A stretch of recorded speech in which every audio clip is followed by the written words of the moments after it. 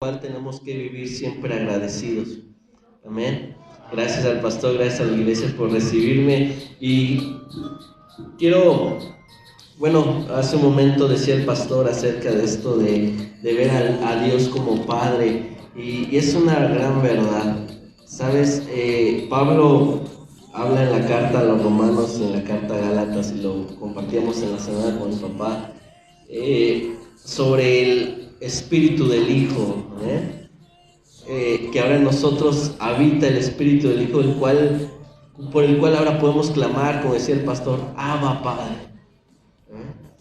Y dentro de la profundidad teológica de esto, podemos encontrar que Jesús en una ocasión utilizó esta forma de dirigirse al Padre, Abba, Padre, Abba, que significa Padre en arameo, y es en el Getsemaní, capítulo 14, versículo 36 de Marcos, cuando Jesús se encontraba en ese momento tan difícil. Dice la palabra de Dios que él clamó, Abba, Padre, todo es posible para ti, pero que no se haga mi voluntad sino la tuya. Así que nosotros, al ver a nuestro Padre, a Dios como Padre, clamamos, el Espíritu del Hijo clama por nosotros y pide el auxilio del Padre, al cual todo le es posible y su voluntad siempre es perfecta. Amén. Por eso, como cantamos, los brazos del papá siempre serán lo más seguro en donde podamos estar, hermano. Amén.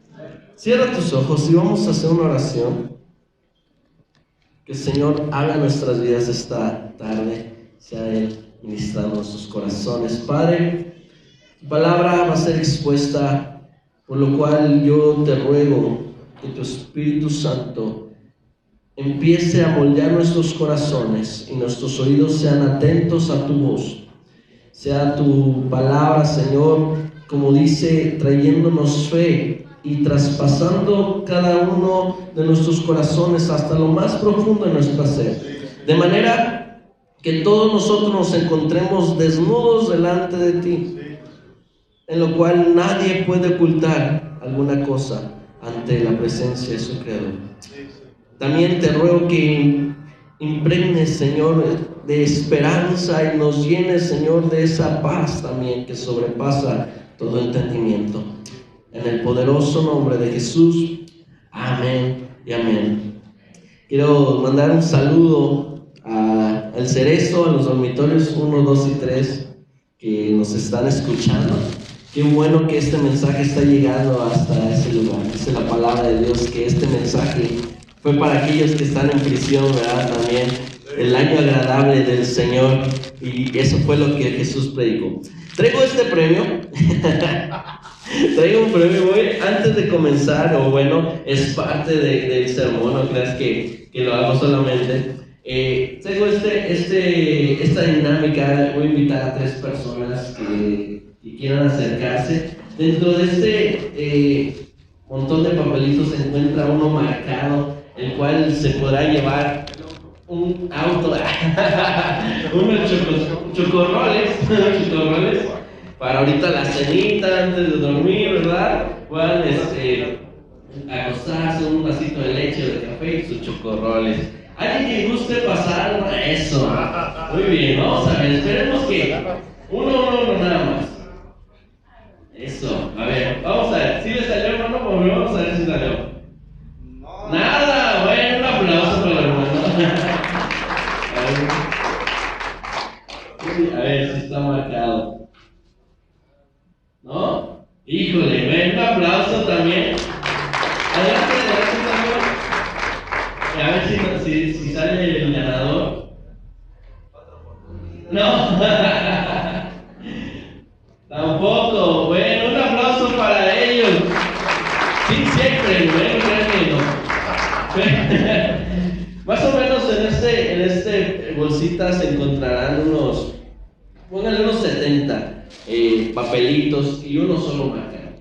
Suponiendo que eran 100 papelitos los que estuvieran ahí y solo uno marcado, ¿cuál era la posibilidad, cuál era la probabilidad de que alguno de nuestros hermanos pudiera salir ganador?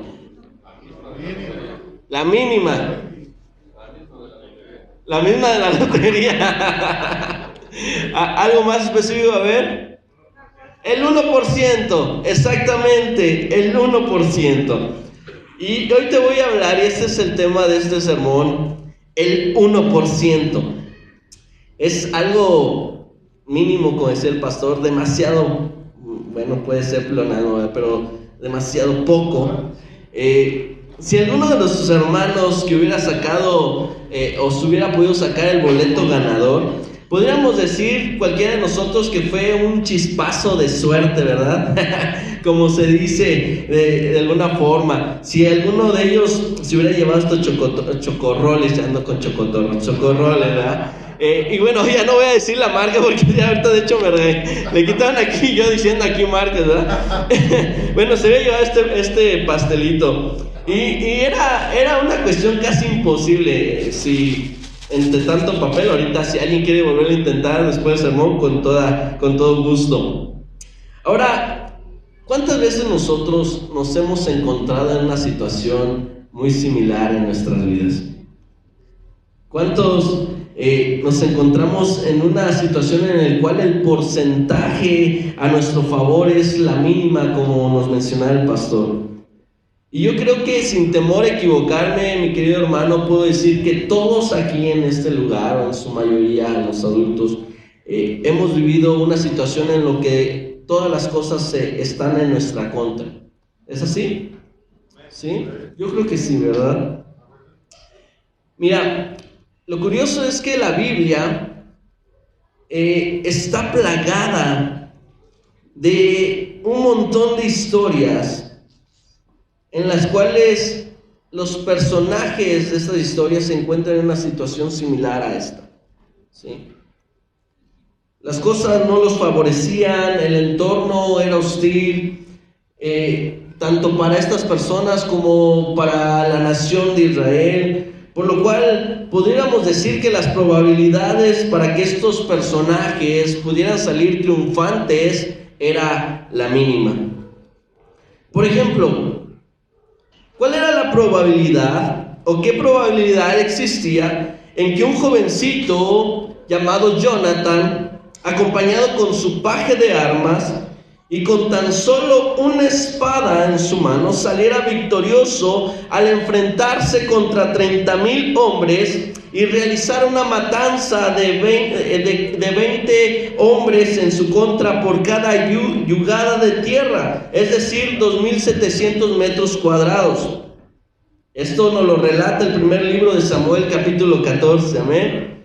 Dice la palabra de Dios que Jonathan, con tan solo una espada, y solamente había 2 espadas en todo el pueblo de Israel, porque los filisteos habían atrapado y habían cautivado a todos los herreros, y dice la palabra que solamente había 2 espadas, y una de ellas la tenía Jonathan, y él le dijo a su paje de armas: vayamos y presentémonos delante de los filisteos, y si Dios nos los ha de entregar, pues haremos una gran matanza, ¿sí? ¿Qué porcentaje pudiera existir, o cuál era la probabilidad, hermano? Wow, yo creo que es una locura, ¿verdad? Es algo que no había tal probabilidad. ¿Qué probabilidad existía en que un hombre acompañado de 300 personas, como era Gedeón, pudiera enfrentarse a un ejército madianita que llevaba bastante tiempo atemorizando y derrotando y dominando a la nación de Israel, como nos relata el libro de Jueces capítulo 7? Además, recordemos que el ejército de Gedeón había llegado a ser un ejército enorme de 32,000 personas, pero al paso del tiempo se fue reduciendo hasta llegar a ser solamente 300. Si nos lo contara, yo creo que si alguien nos hubiera contado esto, y si no hubiera existido personas que se hubieran dado a la tarea de redactar o de escribir todas estas historias, de registrar estas historias, sería totalmente difícil para cada uno de nosotros el poder creerlo, ¿sí o no? Así es. Pero sobre todo y sobre estos ejemplos que te estoy dando, sobre cualquier situación parecida que tú y yo podamos enfrentar, es importante aprender y el poder descubrir los grandes atributos de nuestro Dios, de ese mismo Dios en el cual estos personajes creyeron y que confiaron, y que ahora nosotros, yo creo, depositamos también nuestra confianza. Amén. Y es precisamente de estos atributos, y es precisamente de estas características que tiene nuestro Dios, de las cuales hoy quisiera compartirte. ¿Cómo es que en estas mínimas posibilidades y en estas mínimas situaciones de nuestra vida como cristianos resaltan tres atributos y tres características de la bondad de nuestro Dios? Amén. La primera de ellas es su sabiduría. Si nosotros analizamos la historia de Israel, podemos aprender acerca de este atributo. Y es que era realmente la probabilidad de que, ¿cuál era realmente, la probabilidad de que Israel fuera elegido entre tantas personas, hablando de Jacob, o como nación, el que fuera elegido dentro de tantas tierras que se encontraban alrededor de esta pequeña nación, para que él fuera elegido, fuera escogido, para que Dios convirtiera esta nación en una nación en la cual él iba a construir el plan divino que él iba a trazar y que iba a poder llevar a cabo a través de esta tierra. Y Dios nos da la explicación acerca de esta cuestión en el primer libro de Malaquías. Si me puedes acompañar a Malaquías 1 del 1 al 5. Malaquías 1 del 1 al 5 nos enseña parte de la respuesta de esta cuestión. ¿Cómo es que esta tierra fue elegida por Dios? Dice la palabra de Dios: profecía de la palabra de Jehová contra Israel por medio de Malaquías. Yo os he amado, dice Jehová, y dijisteis: ¿en qué nos amaste? ¿No era Esaú hermano de Jacob? Dice Jehová. Y amé a Jacob y a Esaú aborrecí, y convertí sus montes en desolación y abandoné su heredad para los chacales del desierto. Cuando Edom dijere: nos hemos empobrecido, pero volveremos a edificar lo arruinado, así ha dicho Jehová de los ejércitos: ellos edificarán y yo destruiré, le llamarán territorio de impiedad, y el pueblo contra el cual Jehová está indignado para siempre. Y vuestros ojos lo verán y diréis: sea Jehová engrandecido más allá de los límites de Israel. Esta probabilidad, mi querido hermano, nos habla y explica acerca de la elección de Dios, la cual es dirigida a la gran y extraordinaria sabiduría que posee nuestro Dios. Nosotros debemos recordar, por lo cual se menciona aquí la elección. Y esto no nos habla acerca del excluir, sino nos explica que esta elección fue para consolar y tranquilizar a la nación de Israel. En una ocasión, una mujer se acercó al famoso predicador Charles Spurgeon, y ella le hizo un reclamo acerca de este pasaje, y le comenta y le dice: no puedo entender por qué Dios debe decir que aborrecía a Esaú. A lo cual Charles Spurgeon le responde: señora, yo igual no logro entenderlo, y sabe, ese no es mi problema, el saberlo. Pero lo que sí es mi problema es entender por qué Dios pudo amar tanto a Jacob. No sé si me doy a explicar, mi querido hermano, pero Malaquías trata de enseñarnos no sobre un tema y no quiero venir a tocar un tema doctrinal de una doble predestinación, sino nos hace ver el contraste entre dos naciones. Pero lo interesante aquí es que Dios da una aceptación hacia una nación y a la otra le da una reprobación, pero las dos se encontraban en una situación algo similar. Las dos habían pecado, ambas se habían equivocado, pero la diferencia es que Jacob había alcanzado la misericordia de Dios y fue restaurada y fue perdonada, mientras que Edom, dice la palabra de Dios, quedó en la miseria. Y tú puedes decir, bueno, como que la lógica no da, ¿verdad? En nuestra lógica pudiéramos de igual manera empezar a cuestionar a Dios como lo hizo esta mujer. Y es precisamente uno de los grandes errores que se cometen al hablar el tema de la elección en muchos cristianos. Y es creer y pensar que Dios elige de una manera arbitraria. O sea, que Él lo hace de una forma caprichosa y sin lógica alguna. ¿Sí? Pero no, amado. Él actúa conforme a su sabiduría infinita. Lo que Él decide tiene mucho más sentido de lo que nosotros podamos creer. Su sabiduría se ve reflejada en la creación. En una ocasión un hombre se atrevió a cuestionar a Dios. Y la respuesta de Dios fue la siguiente: ¿quién eres tú para dudar de mi sabiduría? Si solo tonterías has dicho. Vamos a ver qué tan valiente eres. Ahora yo voy a hablar y tú me vas a escuchar. Si de veras sabes tanto, dime dónde estabas cuando puse la base de la tierra.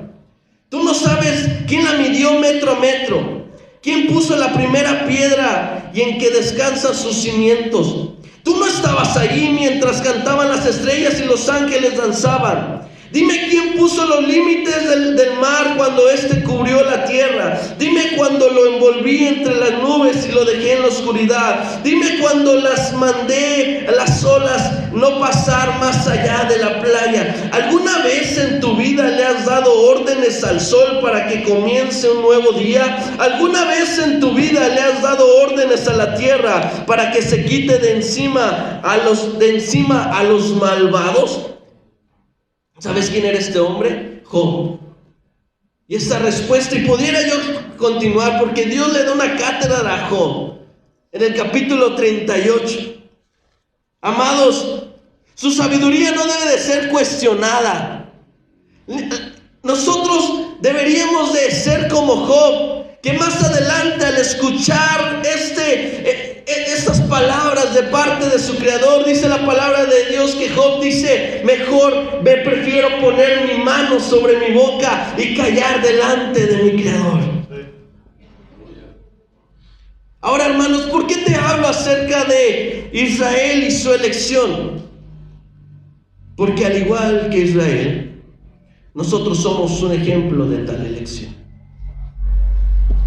La primera carta de Pedro, capítulo 2, versículo 9, dice que vosotros somos linaje escogido, real sacerdocio, nación santa, pueblo adquirido para posesión de Dios, a fin de que anunciéis las virtudes de aquel que os llamó de las tinieblas a su luz admirable.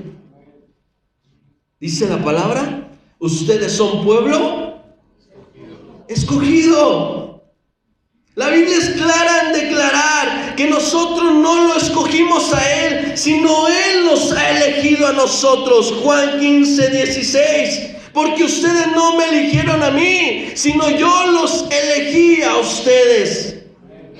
¿Qué probabilidad existía, mi querido hermano, en que tú y yo formáramos parte de ese pueblo? ¿Qué probabilidad existía, mi querido hermano, en que tú y yo fuéramos escogidos? Realmente, para ser honestos, yo creo que si alguno de nosotros se nos hubiera dado la oportunidad de escoger a Dios, ninguno de nosotros lo hubiéramos elegido. Ninguno de nosotros lo hubiéramos escogido por el pecado que abundaba en nuestras vidas. Pero Dios es bueno como cantábamos hace un momento. Y Dios es sabio, que Él te ha llamado. Por lo tanto, tú y yo, hermanos, debemos de llenarnos de paz en nuestro corazón. Debemos de llenarnos de esa seguridad de que ahora nosotros somos llamados por Dios y que la salvación que tenemos está segura en el Dios Todopoderoso, el cual nos ha llamado de las tinieblas a su luz admirable. Y esto nos debe llenar de regocijo, mi querido amado. Pablo dice, ¿para qué? ¿Para qué fuimos llamados de las tinieblas a la luz? Dice Pablo en 1 Corintios, para destruir la sabiduría de los sabios. ¡Wow! ¿Qué probabilidad existía? ¿Qué probabilidad existía que tú y yo estuviéramos hoy aquí alabando su nombre? Pero dice la Biblia que Él, dejando las 99, fue por una, y esa una eres tú y soy yo. Wow, 1%, amado. Cuando la probabilidad está en contra de nosotros, hay un atributo más que sale a relucir y se manifiesta de una forma grandiosa, y esta es su poder. Hay que tener siempre en cuenta, dentro de las mínimas posibilidades, el poder de Dios. Y para ello te voy a dar 2 ejemplos que nos da la Biblia. Lucas, capítulo 8, del versículo 43 en adelante, relata que una mujer, 8:43 en adelante, nos relata que una mujer que padecía de flujo de sangre desde hacía 12 años, y que había gastado en médicos todo cuanto tenía, y por ninguno había podido ser curada, se le acercó por detrás a Jesús y tocó el borde de su manto, y al instante se detuvo el flujo de sangre. Dice la palabra que entonces Jesús dijo: ¿quién me ha tocado? Y negando todos, dijo Pedro y los que con él estaban: Maestro, la multitud te aprieta y te oprime, y dices: ¿quién me ha tocado? Pero Jesús dijo: alguien me ha tocado, porque yo he conocido que ha salido poder de mí. Entonces, cuando la mujer vio que no había quedado oculta, vino temblando y postrándose a los pies del maestro, le declaró delante de todo el pueblo por qué causa le había tocado y cómo al instante había sido sanada. Y él le dijo: hija, tu fe te ha salvado. Amén. Ve en paz. Amén. Analicemos este pasaje, hermano. La palabra de Dios relata que esta mujer tenía ¿cuántos años enferma? 12 años. 12 años de malas noticias. Noticia tras noticia solamente se empeoraba. ¿Qué otra noticia pudiera recibir esta mujer? Una mala más. Lo más probable es que la noticia que ella pudiera recibir sería peor a las anteriores. ¿Sí o no? 2. El flujo de sangre había empezado desde hace 12 años, por lo cual podemos saber por lógica que el flujo de sangre iba aumentando, que esta enfermedad iba aumentando y de igual manera iba deteriorando la salud de esta mujer. Y cada vez la posibilidad de que existiera alguna medicina que pudiera curarla y que diera efecto tras el avance de tal enfermedad, pues yo creo que era nula. Amén. Otra cosa más. La mujer, o la Biblia, nos relata que esta mujer ya se encontraba sin dinero. O sea, aunque lo anterior, el hecho de que alguien quizás en algún momento pudiera encontrar alguna cura para tal enfermedad, pues la mujer ya no tendría ninguna posibilidad de poder tener acceso a ello, porque ya no tenía ningún dinero. Y Ya no habría ningún médico que quisiera atenderla por esta cuestión. A no ser que fuera el médico de Consulta a tu Médico, ¿verdad? De Radio Esperanza. Ya hice ahí el gol. Pero yo creo que ningún médico le iba a poder atender. Oye, ¿no tienes dinero? Pues, ¿qué vienes a hacer conmigo? Las cosas estaban empeorando. Las probabilidades de que esta mujer fuera sana se estaban haciendo cada vez nulas. Y si fuera poco, cuando esta mujer supo de un hombre nazareo que estaba sanando enfermos, que resucitaba a los muertos, que limpiaba a los leprosos, dice que ella llegó a ese lugar donde estaba este hombre, el maestro, pero la Biblia nos relata que en medio del maestro y en medio de ella se encontraba ¿qué? Una multitud. Cientos de personas se interponían entre ellas y el Salvador. Era difícil que esta mujer se hiciera sentir delante del maestro. ¡Wow! Pero mi hermano, había algo distinto en esta mujer. Había algo diferente en esta mujer, algo que la distinguía entre los cientos de personas que rodeaban a Jesús. Y eso, algo que distinguía a esta mujer, era la fe. Y si hay algo que provoca que el poder de Dios se manifieste en un lugar, es la fe de una persona, mi querido hermano. ¡Wow! Y esta mujer lo poseía. ¡Gloria a Dios! Esta mujer poseía lo necesario para llamar la atención del maestro y que el poder de Dios saliera de él. ¿Quién me ha tocado? ¡Wow! Dijo el maestro, porque poder ha salido de mí. Y la Biblia dice que al momento la mujer fue sana.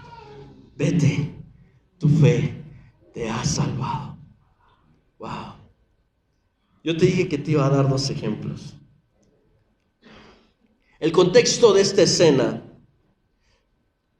nos relata que había una jovencita que estaba muriéndose.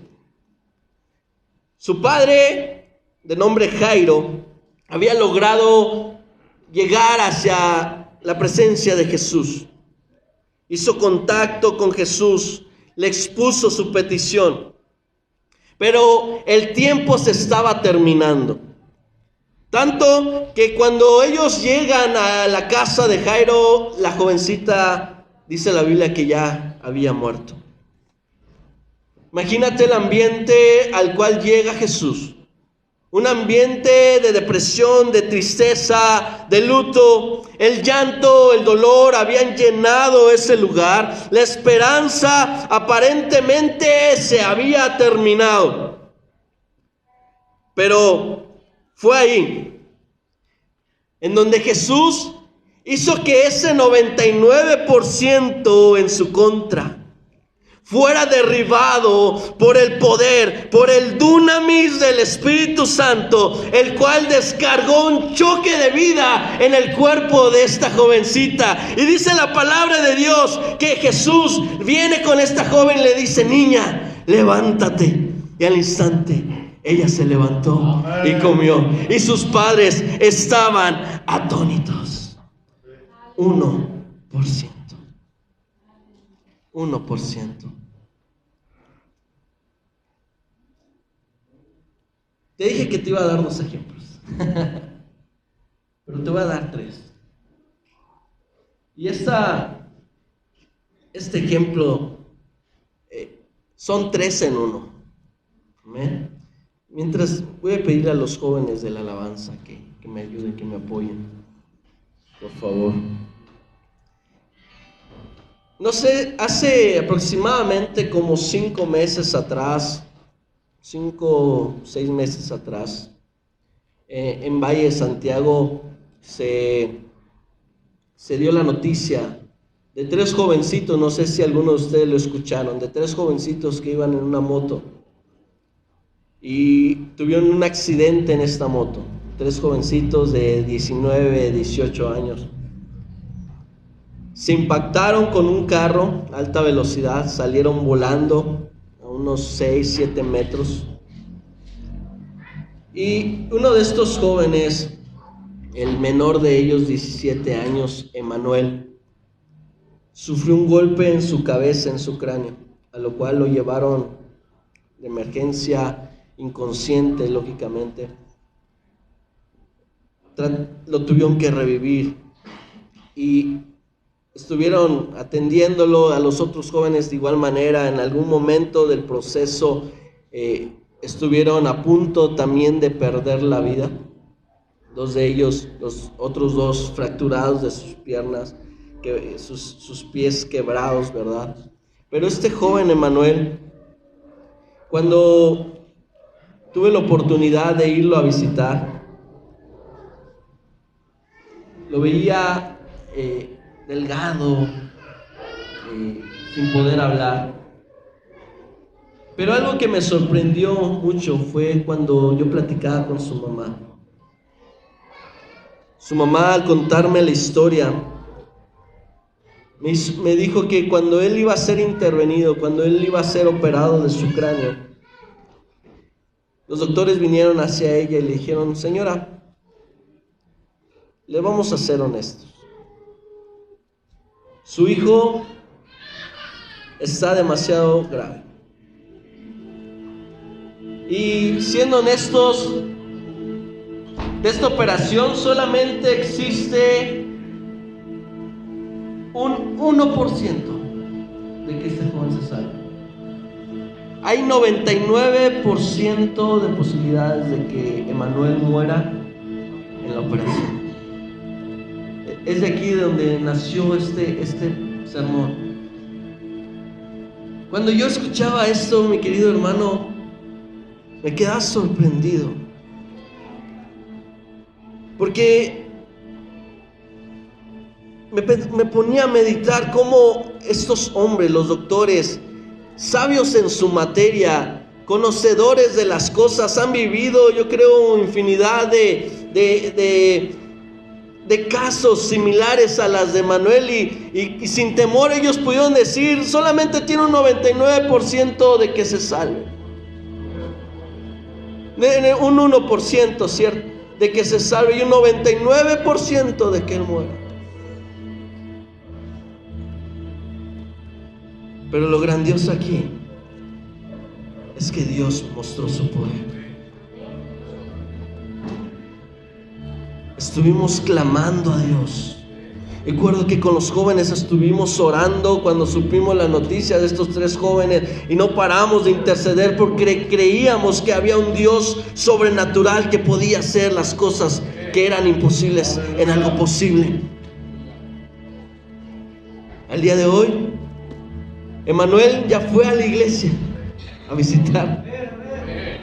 Los otros 2 jóvenes se encuentran ya de pie, caminando, hablando y como viviendo una vida normal ya. Después de que había un 99% de posibilidad de que muriera, ahora ellos tienen la posibilidad de exaltar a Dios por lo que Él ha hecho en sus vidas. ¡Wow! 1%. ¿Qué pensaríamos tú y yo cuando nos dijeran algo así? ¿Qué pensaríamos nosotros en nuestra lógica, en nuestra razón humana? Pero el poder de Dios sobrepasa toda razón, mi querido amado. Hermano, tú y yo solamente necesitamos el 1% para que Dios manifieste su poder en nuestras vidas. Porque el 1% en las manos del Creador se convierte en un todo es posible. El 1% es suficiente para que nuestro Dios manifieste su gloria y su poder. ¡Wow! 1%. Un 1%.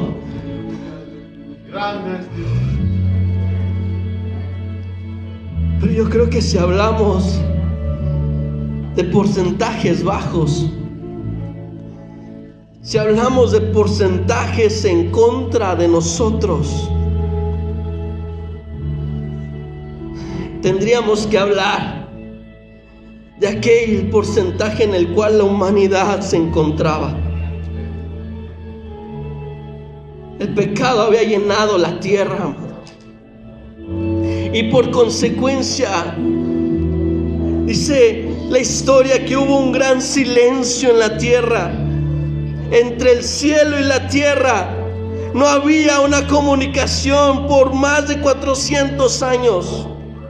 Era difícil que el hombre alcanzara la salvación y la vida eterna.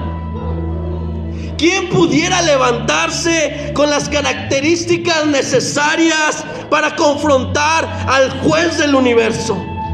¿Quién podría ser capaz de que ante tal santidad como la que posee nuestro Dios se convirtiera en el mediador de la humanidad? Pero la Biblia dice que de tal manera amó Dios al mundo que dio a su único Hijo, para que todo aquel que en Él cree no se pierda, sino que tenga vida eterna. ¿Recuerdas esa película, famosa película que llamó la atención de mucha gente? Los Vengadores, ¿no? Y en una escena había un personaje que decía: solamente hay una posibilidad. Pero esto no es una historia de ficción. Esto no se trata de volver al pasado y tratar de recuperar las gemas y todo ese tipo de cosas. No, se trataba de transformar la historia desde la raíz. Se trataba de cambiar el entorno de la humanidad. Y sí, solamente había una razón y había una sola forma de que esa historia cambiara. ¿Y sabes cuál era? De que el Dios de los cielos, de que el amor mismo encarnado se diera a sí mismo por nosotros en una cruz, por amor a nosotros. Era la única forma.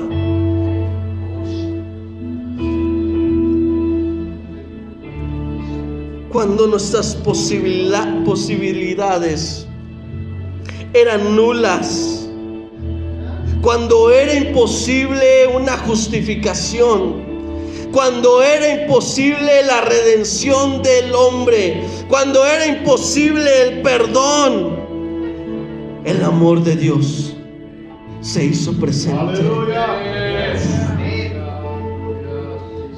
Romanos dice que más Dios muestra su amor para con nosotros, que aun siendo pecadores, Cristo murió por nosotros. Pero ¿sabes qué es lo interesante? Que ahora esas posibilidades y ese gran amor que Dios quiere mostrar a la humanidad se han multiplicado, no en una, no en dos, en toda su iglesia. Tú y yo somos la respuesta, somos ese 1% para la humanidad. Tú y yo ahora poseemos ese 1% para que ese 1% se haga en un 2, en un 3, en un 4, en un 100%, para que esta ciudad pueda conocer el amor de nuestro Dios, para que esta ciudad pueda conocer el poder de Dios, para que esta ciudad pueda conocer la sabiduría de nuestro Dios. Amén.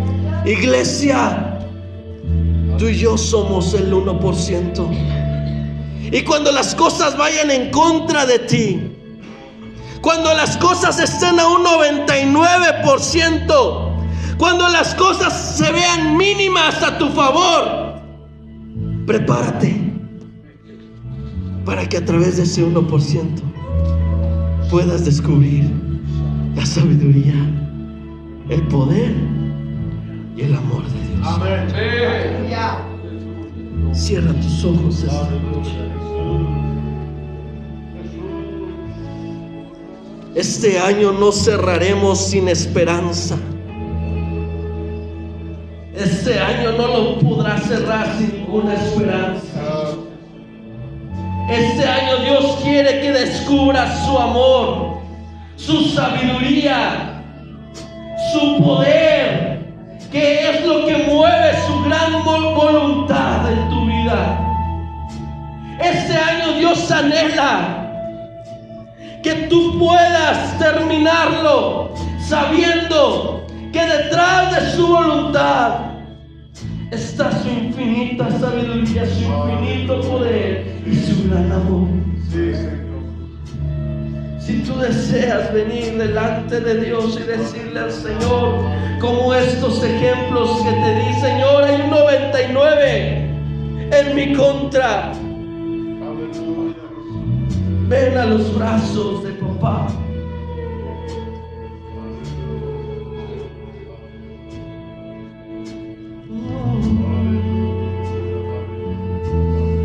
Padre, hoy hemos aprendido acerca de ti. Hoy hemos aprendido acerca de tu amor. Un amor que dejó todo, que no se aferró a su gloria, se despojó de todo para venir y humillarse y hacerse como esclavo por amor a nosotros. Esta iglesia pueda conocer la magnitud de tu gran amor, la longitud, la anchura, la profundidad de tu gran amor. Que puedan sentirse seguros ante ti, que puedan sentirse seguros de tu sabiduría, que aunque no lo entendamos muchas veces, que aunque hayas cosas que no entendamos en nuestras vidas, podamos saber que tú, Señor, tienes un propósito y tú miras más allá de lo que nosotros podemos mirar. Muestra tu poder esta tarde. Muestra tu gloria esta noche, oh Dios. Muestra tu gloria esta noche, Dios.